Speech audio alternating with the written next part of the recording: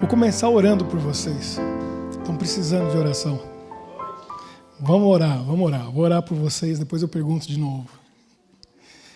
Querido Deus, obrigado por todas as bênçãos que nós recebemos, pela semana que chegou ao fim, mais uma vai se iniciar. Pedimos a Tua presença nesse momento no nosso coração, na nossa mente, neste local. E obrigado pelo ano também que está chegando ao fim. Um ano de desafios, de lutas. Outro também logo vai começar. E nós precisamos da Tua presença, por isso estamos aqui hoje. Para ouvir a Tua voz, para estarmos contigo. Abençoe cada um que está aqui, que dedicou esse tempo, saindo das suas casas, no frio da Bélgica, para poder ouvir um pouco da Tua palavra e louvar e adorar o Teu nome. Nós agradecemos por tudo isso e oramos em nome de Jesus. Amém. Boa noite. Sempre assim. Olha aí. Tudo bem com vocês? Como foi a semana? Mais ou menos? Lutas? Vitórias? Derrotas? Como que foi? Mais ou menos, mais para mais ou mais para menos? Para mais? Muito bem. Quem mais é mais para mais aí? Levanta a mão. Quem foi mais para menos? Também levanta a mão. Muito bem. Eu não sei. O meu foi bem mais ou menos. Achei que eu estava com pneumonia, fui no médico, saiu o exame, o médico falou, não está com pneumonia. Então não fui tomar antibiótico. Mas não paro de tossir. E a garganta está ruim, o pulmão está ruim. Eu estou achando que é Covid. Diz que está cheio de gente com Covid aí. Aí pela primeira vez aconteceu comigo uma coisa que aconteceu com a Michelle, me deu uma dor na metade da cabeça. Dor de cabeça é dor na cabeça, né? Não, me deu dor na metade da cabeça, só de um lado assim, ó. Dormi essa noite com dor de um lado só. Falaram que é sintoma do Covid. Não sei. Muito estranho tudo isso. Espero que passe logo, fique bem. Né? Porque lá em casa, quando a gente chega num ponto que tem criança de 5 e 3 anos, não tem tempo para ficar doente, não tem chance para ficar mais ou menos, tem que estar bem sempre. Porque os molequinhos dormem a hora que for, levanta sempre no mesmo horário. E é cedo, é muito cedo. Aí não tem jeito, tem que estar bem. Senão ou a mãe sofre ou o pai sofre. Se os dois ficam doentes, né? O que a gente faz? Que legal, chegamos no final do ano. Alfa e ômega, Jesus é tudo, o começo e o fim. É o que diz, ele mesmo disse, né? Lá no livro do Apocalipse, ele é o princípio e o fim. Alfa e ômega. E a gente viu esse mês, está vendo esse mês, né, algumas coisas características a respeito de Jesus, mas eu coloquei o tema dessa noite, ele se move. Aí vocês vão entender daqui a pouco por quê. Jesus, ele é de ação e movimento, ele não fica parado. Negócio de qualquer coisa estagnada, essa palavra já, só falar estagnado, parece que já cheira mal, né? Isso aqui é água estagnada, está parada, não mexe. Ih, vai gerar doença. No Brasil, o que aparece com água parada? Dengue. Tão ruim quanto Covid. Ou até pior, né? Mata igual. Então, com Deus não tem nada estagnado. Tudo é movimento. Anjo precisa de asa para voar? O que você acha? Precisa? Não. Mas por que anjo aparece com asa? Para mostrar que é um ser em movimento. Não fica parado, não. Bicho que tem asa só se for galinha, né? Que fica lá ciscando. Tem asa para quê? Não sei o que aconteceu aí. Mas tudo que Deus faz é em movimento. O universo inteiro, tudo está movendo. Não tem nada parado. A Terra, a Lua, o Sol, os planetas, as estrelas, as galáxias estão em expansão, estão em movimento. Tudo está em movimento, não tem nada parado. Esse negócio de parar é para meditar. É importante parar. Jesus parava para meditar? Parava. Se alguém leu a sinopse ou vai ler lá no vídeo, quem vai no YouTube depois tem um texto lá embaixo assim do vídeo. Dá uma lida lá. Jesus gastava tempo meditando. Ele ficava parado. Mas ele ficava parado recarregando a bateria para depois entrar em ação e aí ele não parava mais. Então tem que ter um momento de ficar um pouco estagnado para recarregar a bateria, mas mesmo esse parado não é sem fazer nada. Meditação, que a gente estuda por aí, a pessoa esvazia a mente, não pensa em nada, relaxa. Né? E isso não, meditação na Bíblia Você também tem que esquecer tudo, mas é se conectar com Deus e ter um momento para pensar e falar com Ele. Então tem um livro que se chama Ciência do Bom Viver. No capítulo 3, lá diz que Jesus fazia 4 coisas toda manhã. Quando fala manhã, é madrugada, antes do dia começar. O que ele fazia? Jesus orava, meditava, estudava as Escrituras e louvava.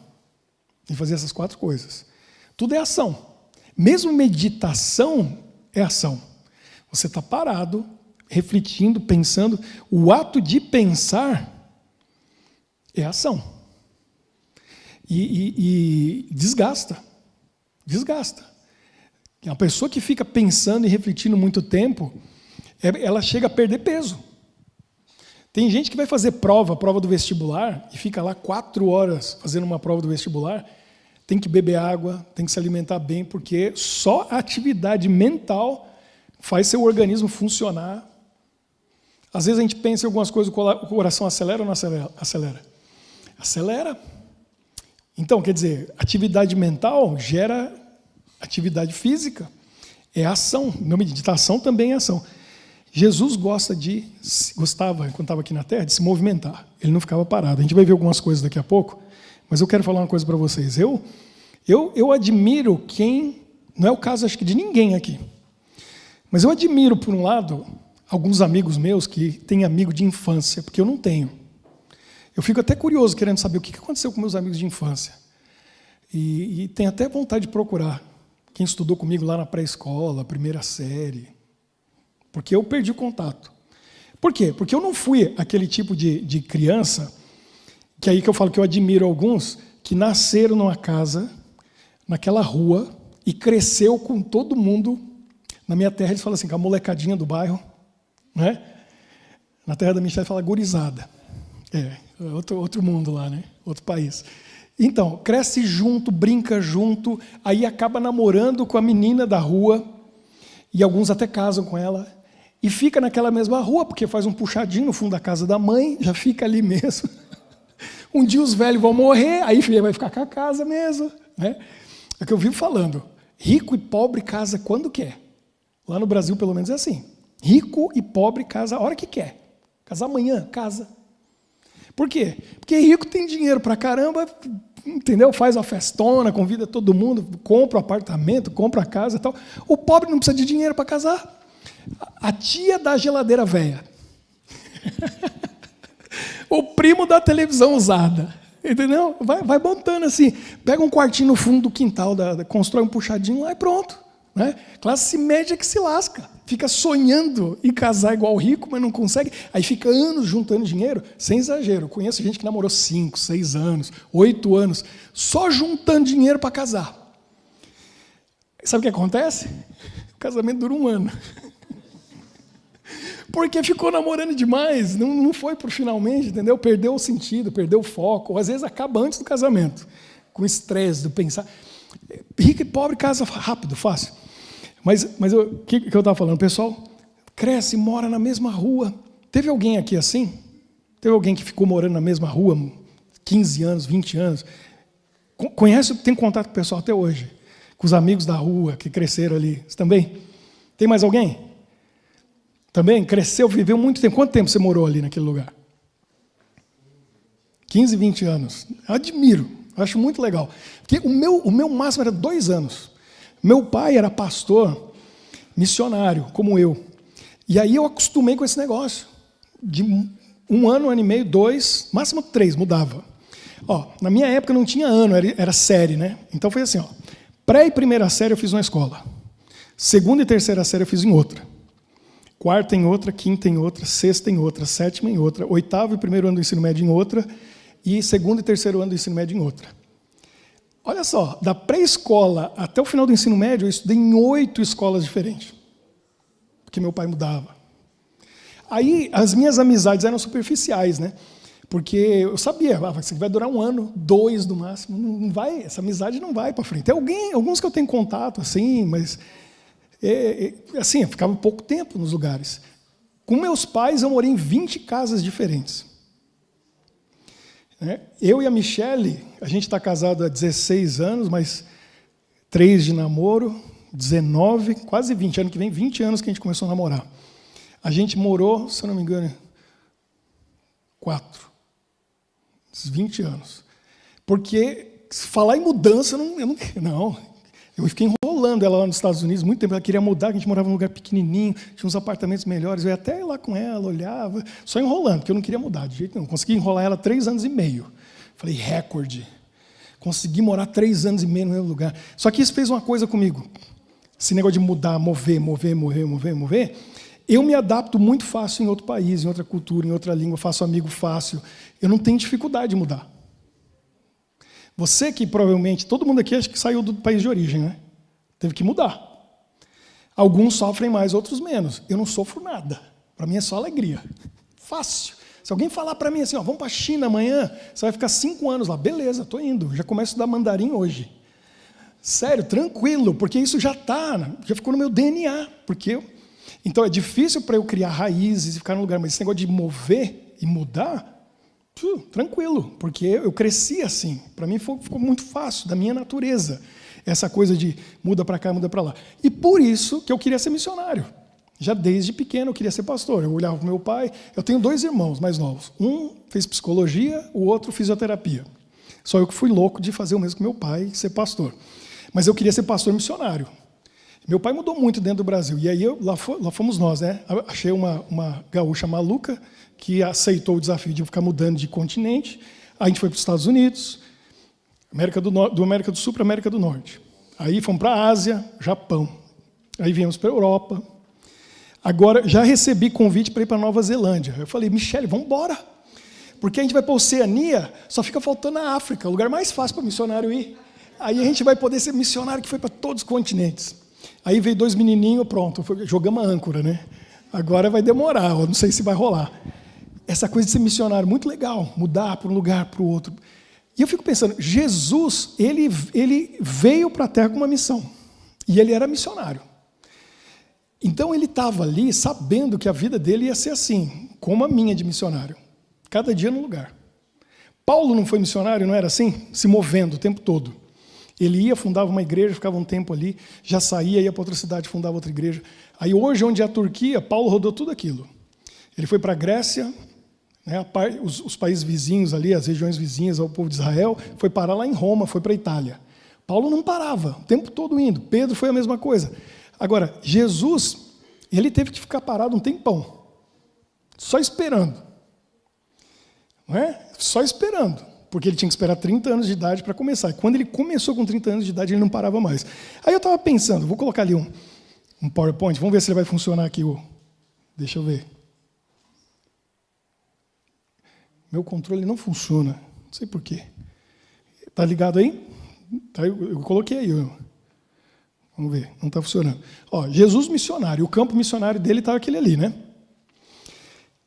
Tem que ir lá para entender como que é. Porque a gente lê na Bíblia e a gente começa a pensar nos lugares por onde Jesus andou, mas quando a gente vai lá, né, Sheila? Sheila foi lá comigo em 2019? Foi, 2019. A Sheila foi comigo para Israel. O Jean esteve comigo em Israel. Né? 2017, a gente foi junto, mas você já tinha ido outras vezes, né? E foi depois também, né? Não. Depois de 2017 você voltou lá? Não voltou mais. Ano que vem era para a gente ir, né, Marineide? Mas aí o povo resolveu brigar por lá de novo. Quando eu fui em 2019, eu falei, agora não vai dar mais, porque veio o Covid, veio tudo aquilo, Israel fechou. Ano passado eu consegui 2 vezes. Aí eu falei, vamos lá ano que vem. Vamos ver o que vai acontecer agora. Estamos esperando para ver se abre de novo para a gente. Valeu a pena? Quer ir de novo? Não, Sheila, eu fiquei sabendo que não queria ir de novo, ela queria ficar por lá. Ela falou, se pudesse eu mudava para cá, ficava morando aqui. É muito interessante a gente ver. Agora, olha só, o que Jesus fazia? Vamos ver se vai funcionar aqui, eu vou tentar. Está passando? Espera aí, deixa eu ver. Acho que está funcionando. Você não passou aí não, né? Está com delay, mas está funcionando. Olha só. Jesus, naquele tempo, ele tinha o quê? Um Tesla? Acho que Jesus, se fosse hoje, acho que ele ia ter um Tesla, porque ele, na vez de poluir o planeta dele, né? Afinal, o planeta é dele. Eu acho que ele ia ser bem, comprar comida bio, acho que ele ia ser bem assim, que o planeta é dele, ele não quer destruir o planeta dele, tem essa coisa aí na Bíblia. Mas naquele tempo ele não tinha Tesla, ele tinha Jumen Tesla. Não, também. Jesus fazia as jornadas dele como? Se movia como? O homem andava muito. O homem andava muito. Ó, só chegando lá que eu fui entender isso. Estão vendo ali? Deixa eu ver aqui se tem o laser. Ó, Jerusalém está aqui. Olha Belém. Sabe qual é a distância? Quem te olha na Bíblia, aí fala, Belém, Jerusalém. Eu achava que era mais distante. É bem pertinho. Deixa eu ver, não está funcionando. Clica lá. Tem que clicar em cima. Aí, agora passou. Peraí, volta lá. Deixa só eu aqui. Aí. 12 quilômetros. Pertinho, não é? Bem pertinho. Dá para ir andando. Eu não sei vocês. Quem que anda 10 quilômetros tranquilo num dia? Anda 10? Já olhou no telefone assim, hoje eu andei 10 quilômetros. Já aconteceu? Eu e a Michelle, quando a gente vai visitar uma cidade, a gente gosta muito de passear, eu vou andando. 15 e 20, eu também. Eu corria 10 quilômetros 5 vezes por semana, nos bons tempos. Espero voltar. Aí eu ficava pensando, quem corre 10 anda 20. É ou não é? Se eu corro 10 quilômetros, andar 20 não é nada. Mas Jesus andava ali, Belém, Jerusalém, 12 quilômetros, moleza. Vamos ver o outro. Acho que a Sheila foi lá comigo, Jericó. Não passou. Eu tenho que apontar lá. Se eu aponto no seu rosto. De Jerusalém para Jericó. Olha lá, Jerusalém está aqui. Jericó está lá. Aqui não dá para ver, mas isso aqui é no alto de um monte, uma montanha, na verdade, e aqui vai descendo, descendo, descendo. Aqui é o Mar Morto. E esse aqui, essa linha, o Rio Jordão que vem cair no Mar Morto, é o ponto mais baixo do mundo. Se eu não me engano, você lembra, já é 450 e poucos metros, abaixo do nível do mar. É um buraco. Isso aqui é uma descida de Jerusalém para Jericó e sobe. É aqui que é o caminho de Jericó para Jerusalém, com a história do bom samaritano, né, que o homem foi atacado, porque isso aqui é um deserto. E aqui é onde Jesus foi batizado, nessa região do Rio Jordão, e o deserto onde ele ficou foi por aqui. Qual que é a distância de Jerusalém para Jericó? Vamos ver. Não passou? Olha lá, 30 quilômetros. A caminhada já está... E a subida, se for de Jericó para Jerusalém, é assim, subida e vai fazendo voltinha nas montanhas, assim. Então não é fácil. Não é fácil fazer isso a pé. Qual que é o outro caminho que eu quero mostrar para vocês? As distâncias vão piorando. Jerusalém para Nazaré. Olha lá, Jerusalém está aqui embaixo, Nazaré está lá em cima. Agora ficou mais longe. Olha aqui, Jericó, Belém. E Jerusalém está aqui, quanto que dá, será até? Vamos ver? Jerusalém para Nazaré. Não está passando. Passa aí para mim, João Marcelo. 120 quilômetros. Não dá para ir num dia só. Precisa pelo menos uns 3. E olha lá, se não for 4. A pé. Qual que é a velocidade média de um ser humano andando? Quem que sabe? 5 quilômetros por hora. Caminha bastante, Mário? Como que você sabe que é 5 quilômetros? Porque eu sei. Bom, eu vi o filme O Fugitivo, com Harrison Ford. Você já viu esse filme? A hora que eles chegam lá no trem que bateu no caminhão que estava levando o pessoal para o presídio, o pessoal escapa, aí chega como que eles chamam de US Marshal, depois fizeram até um filme. E ele fala, faz um perímetro assim, tem que procurar toda essa área, porque a média de velocidade é 5 km por hora, mas eles estão fugindo rápido, então deve ser 6 ou 7. Aí calculou. Aí eu falei, interessante. Aí foi a primeira vez que eu parei para pensar.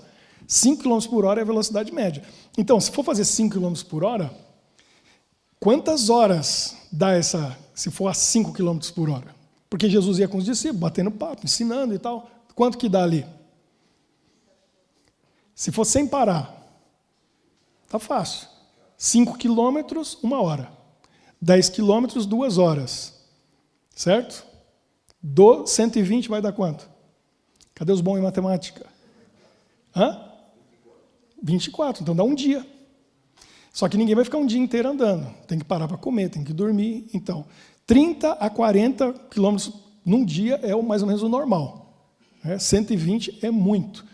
Vamos ver um outro percurso que Jesus fazia. Passa lá, João Marcelo, não está funcionando. De Nazaré para Cafarnaum. Era um caminho que ele fazia sempre, né? Nazaré está aqui, a gente já chegou de Jerusalém a Nazaré. Cafarnaum está ali, na beira do mar da Galileia. Olha a distância. É aqui que morava Pedro. É ali que Jesus curou a sogra do Pedro. Esse Jesus amava mesmo Pedro, né? Curou a sogra. Essa história é boa. Então, qual era a distância? Põe lá pra gente, João Marcelo. Passa aí, 45 quilômetros. Dá para fazer num dia, mas vai ficar muito cansado. Né? De Nazaré para Cafarnaum. Tem uma outra boa aqui. De Cafarnaum para Gadara. Ele não foi lá ver os gadarenos 2 vezes. Eu tive lá no passado. Gadara fica aqui, ó. Mas é muito interessante porque isso aqui é a intersecção de 3 países hoje. Aqui é Israel. Esse pedacinho está tomado por Israel, mas aqui já é Síria. E aqui essa linha divide com a Jordânia. Então são 3 países. Você tem Jordânia, Síria e Israel. E Gadara é aqui. Aí quando fala, vamos atravessar para o outro lado, Jesus estava falando o seguinte, eu vou sair daqui de Cafarnaum com vocês. A gente vai pegar o barco e a gente vai atravessar o mar inteiro para poder vir andando aqui e chegar em Gadara. Quantos quilômetros dá esse percurso aí? Pela água. Passa lá. 25 quilômetros. É uma boa jornada, né? De barco. Com tempestade. Não era fácil. Vou fazer uma pergunta agora, porque semana passada eu fiz pergunta, cadê o Sandro? O Sandro não está aqui, foi o único que respondeu penicilina, né? E eu até fiz pergunta e não respondi. Quem não estava aqui assistiu? Assistiu semana passada? Eu estava falando assim que a penicilina, que ano que foi descoberta a penicilina? Acabei não falando.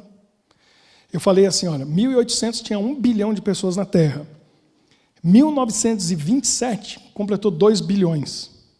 A penicilina foi descoberta em 1928. E a partir dali, o gráfico faz assim, ó. Vocês viram o gráfico? Começa, agora, cada 10 anos, 1 bilhão a mais de pessoas. Foi no ano seguinte. Pergunta para vocês, qual que foi a maior distância que Jesus percorreu na Terra? Qual foi a maior distância? Para pensar um pouquinho. Tem um momento que ele vai lá para cima, onde hoje Tiro e Sidom, que são 2 cidades que estão no sul de um país. Que país que fica ao norte de Israel?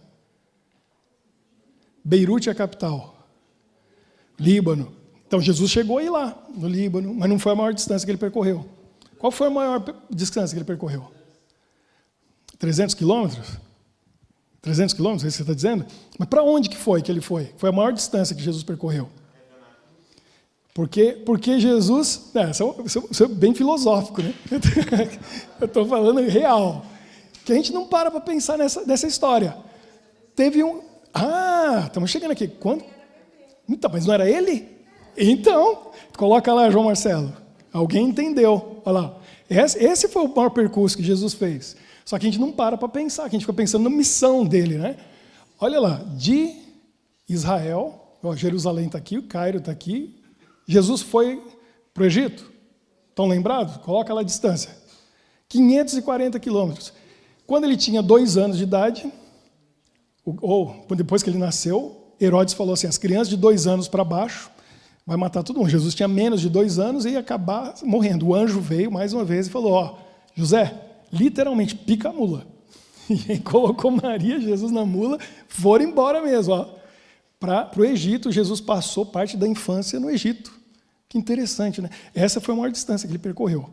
540 quilômetros indo para lá, ficou um tempo. Quando Herodes morreu, o anjo falou, pode voltar. Tá beleza agora. E aí eles voltaram. Agora, vamos pensar em algo mais profundo. Vamos ser filosófico agora. Porque qual foi a maior distância que Jesus realmente percorreu? Agora já saí da missão dele, já saí da infância dele, de tudo. Qual foi a maior distância que ele percorreu? Como missionário. Coloca lá a próxima imagem. Essa foi a grande né, viagem que Jesus fez.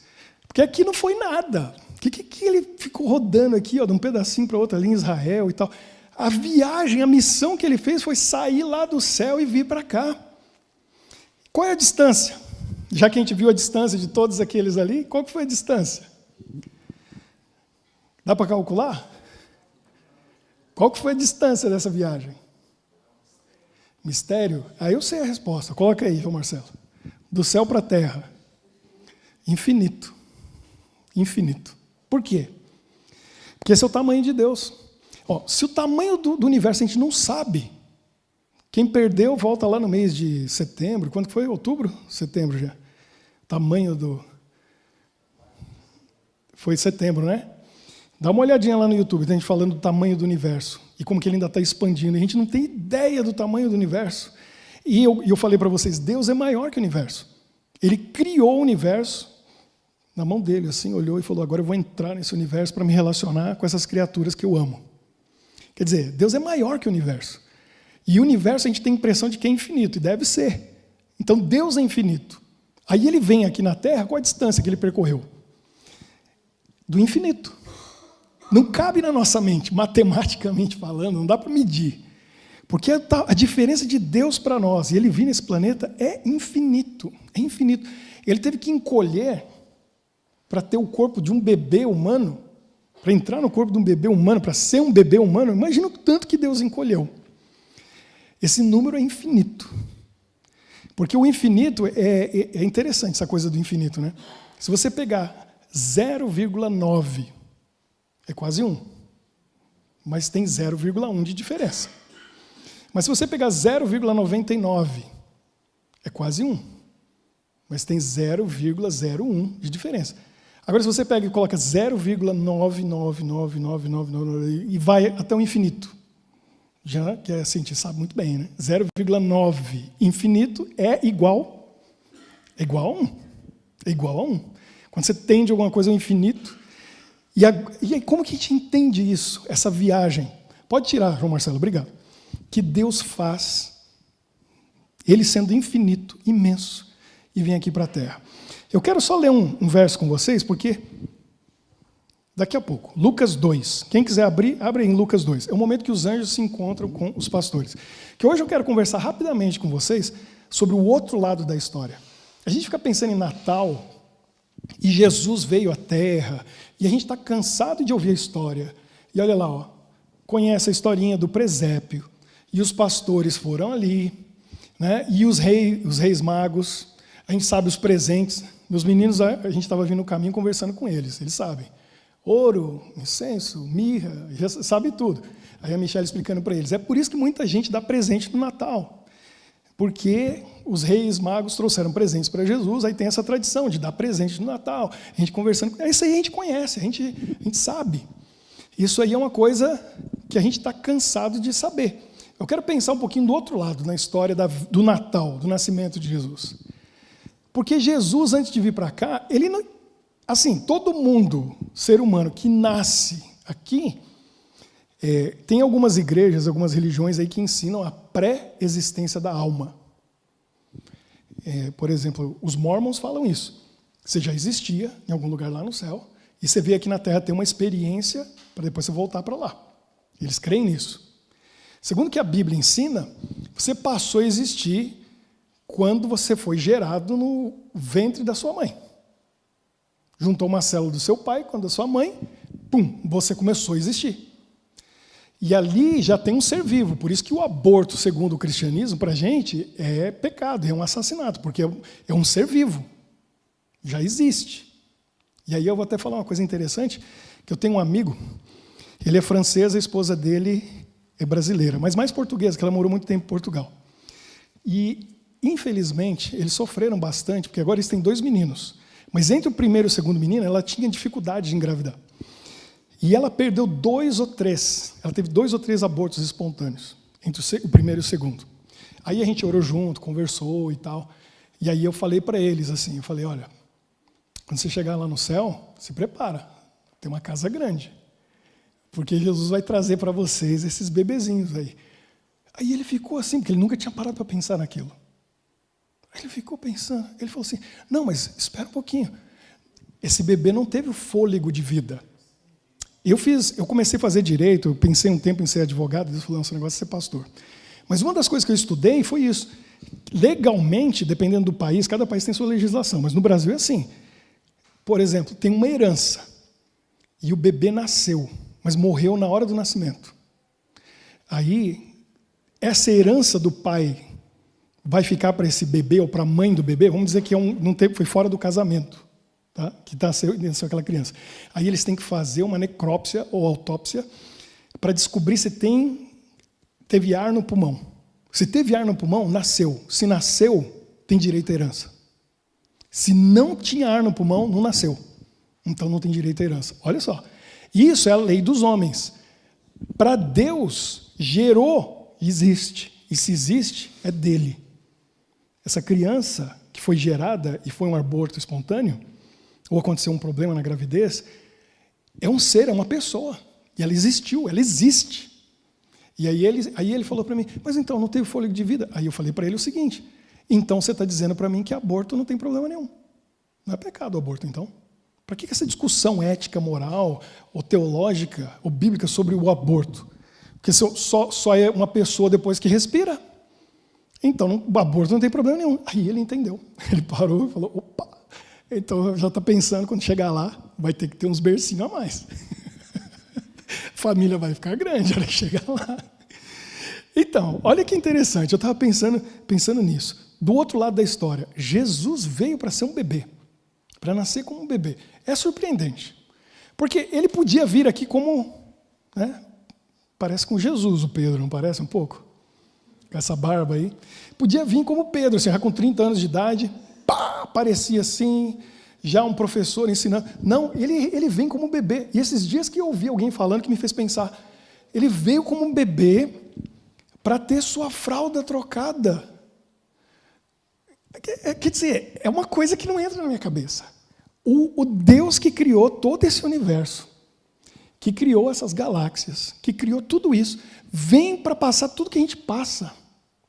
Para ter fome, para ter sono, para sentir calor, para sentir frio, para sentir tristeza, dor, alegria, frustração, traição. Passou tudo isso. Ele veio. Aí a gente pensa nesse lado da história. Pensa agora no outro lado da história. Eu estava imaginando. Porque esse plano, segundo a Bíblia, Deus já tinha um plano de como salvar o homem antes de criar o homem. Vou criar Adão e Eva. Se der ruim, não é assim que o pessoal fala, se der ruim, e aí? Não, já tem um plano. E aí tem gente que fica perguntando, não, mas Deus não sabe o que vai acontecer? O fato dele saber o que vai acontecer não causa o que vai acontecer. Entendeu? Aí seria injusto da parte de Deus ele dizer assim, eu sei que vai dar ruim, então não vou criar. Ele estaria trapaceando. Já pensou? Tudo que pode dar errado, aí ele sabe que vai dar errado e ele não faz, ele está trapaceando. Se ele não tivesse ido com o plano de criar Adão e Eva, você e eu a gente não ia existir. Então Deus foi fiel ao futuro que ia acontecer para a gente poder estar aqui. Então ele já tinha um plano. E o plano era ele pagar o preço do pecado, que era ele vir aqui. Agora, a gente vai estudando, a gente vai entendendo algumas coisas. Porque está cheio de anjo lá. E Deus sabe tudo. Mais alguém sabe tudo, além de Deus? Quem que sabe o futuro? Só Deus. Ninguém mais sabe. E aí, quando ele fez o plano, os anjos, e tem alguns que estão bem perto dele. Quem que é o anjo que está mais perto de Deus, que substituiu, ou estava ali junto, né? E um resolveu ir embora e ele ficou. Lúcifer foi embora. Quem que ficou? Gabriel. Gabriel é o top do top lá. Ele é o anjo que é líder de todos. Nem o Gabriel conseguia entender.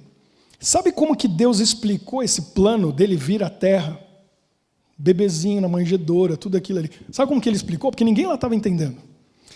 Ele chamou o servo dele aqui na terra, falou para ele assim, já não dava mais para ter filho, falou, você vai ter um filho.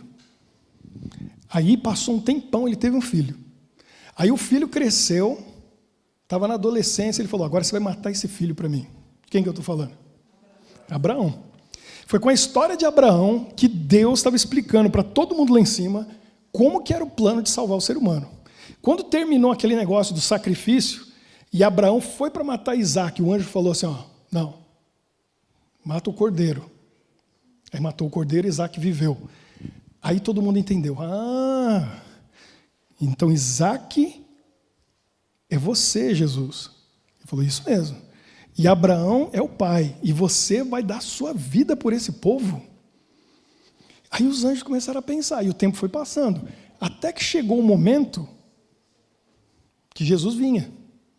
Aí eu estou imaginando a coisa do outro lado, que eu falei para vocês. lá em cima. Eu imagino que um pouco antes de Jesus vir, quando foi chegando a época, Gabriel, Ariel, Adiel, né? Porque tudo é com El, né? Quer dizer, o Senhor. Não sei, cada um tem um significado. O Kalel, não sei se o Kalel também estava nessa. E o Cristofel. Aí foram lá, uma comitiva falou, Senhor Jesus, sim, pode entrar. Entraram, sentaram lá. A gente veio aqui a comitiva conversar contigo, porque a gente está entendendo esse plano aí, e a gente está sabendo que o Senhor vai lá. Vai mesmo. Vou, está chegando a época e a profecia vai se cumprir. É que a gente estava pensando que não é uma boa ideia. Não é uma boa ideia. A gente ama muito o Senhor. O Senhor é o Rei do universo. A gente está aqui te vendo no trono, a gente canta, te adora, a gente se ajoelha na tua presença. Aí você vai lá viver no meio deles. A gente está aqui, 4.000 anos, vendo o que passa lá naquela terra. O Senhor vai lá. Eu tenho que ir. Não tem outro jeito. Porque a gente vê o que eles andam fazendo lá. Eles matam uns aos outros. Olha o tanto de guerra que a gente viu nesses 4.000 anos. Olha como que eles se tratam. Gente da mesma família. E eles não têm respeito, não têm amor. E eles, os anjos falando para ele. Imagina. Foram falando. Tem que ir mesmo? E aí Jesus fala o que para eles? Não tem outro caminho. Não tem outro jeito. Não tem outra maneira. Se eu não for, eles nunca vão poder estar aqui com vocês. O único jeito de eles terem a salvação e tirar eles daquela situação, para eles viverem como vocês vivem, é eu indo lá. Não tem outra maneira. E aí os anjos, olhando tudo aquilo, tiveram que ver o Criador do universo, o Rei do universo, encolhendo para virar um embrião. E segundo a Bíblia, o Espírito Santo pegou esse embrião, já estava tudo combinado, já falou com Maria, já falou com Gabriel que falou, lembra da história? E aí ele vai lá, o Espírito Santo leva Jesus no formato do embrião e coloca no ventre de Maria.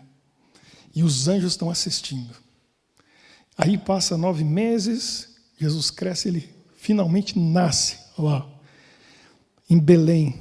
Não tinha lugar para ele. Alguém aqui nasceu e foi parar no estábulo? Não, né?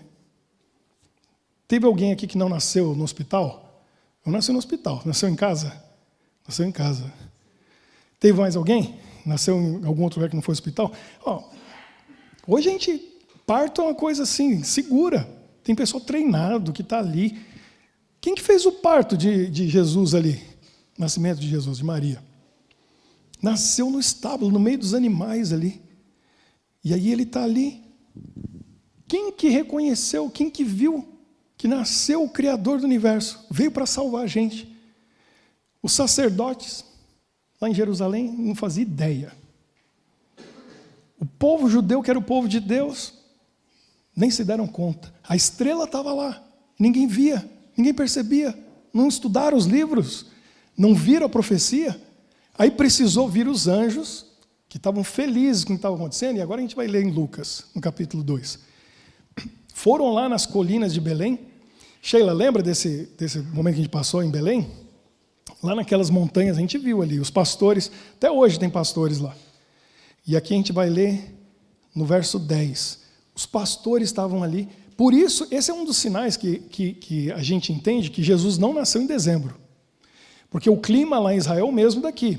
Está frio, não tem pastor com ovelha agora lá não. Eles estão no campo na primavera, no outono, mas no inverno isso não rola. Então olha só, o anjo aparece lá e aí no verso 10, o anjo porém lhes disse, não temais, eles ficaram com medo, eles viram aquela estrela, eram os anjos, eis aqui vos trago boas novas, de grande alegria, que será para todo o povo. É que hoje, naquele dia, no dia que ele nasceu, hoje vos nasceu na cidade de Davi o Salvador, que é Cristo, o Senhor. E isso vos servirá de sinal. Encontrareis uma criança envolta em faixas e deitada em manjedoura. E subitamente apareceu com um anjo uma multidão da milícia celestial, louvando a Deus e dizendo, glória a Deus nas maiores alturas, e paz na terra entre os homens a quem ele quer bem. Olha os anjos cantando felizes por nós. Por nós. 4.000 anos eles assistindo a desgraça acontecendo nesse planeta. E aí vocês não têm ideia o que está acontecendo. Eles vieram cantar e louvar e felizes, porque o Deus que quer vocês bem, tanto que ele saiu de lá e veio aqui, para ser um de vocês, para resolver o problema de vocês, é o motivo do que ele falou? De grande alegria. Vocês têm que festejar, e não tem ninguém lá para receber ele. Só está lá José, Maria, manjedoura e os bichinhos lá em volta. Os anjos falaram, vamos dar um jeito nisso aqui. Não está certo não. Vocês, pastores, pelo menos vão lá, vão encontrar com ele. E eles foram para receber o rei do universo que estava na forma de um bebezinho. Que coisa incrível. Que viagem que ele fez. Aqui não foi nada, andando nas estradas empoeiradas para lá e para cá, mas Jesus saiu lá do trono do universo. Essa foi a maior viagem. Veio do infinito para se tornar finito, dentro do corpo, no bebezinho, para ficar aqui 33 anos e meio, sofrendo tudo que a gente sofre, passando o que a gente passa. E eu fico pensando, quantas vezes aqueles anjos olhando a vida de Jesus não pensaram, será que ele tomou a decisão certa? Na hora que ele viu ele sendo maltratado, desprezado, rejeitado.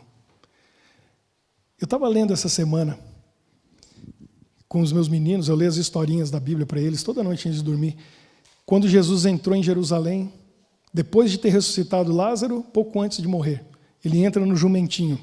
E uma multidão pegou palmeiras, né, as folhas, colocaram no caminho, tiraram as capas e falaram, esse é o nosso rei, esse é o nosso rei. E a multidão recebendo ele, aplaudindo ele e felizes com Jesus.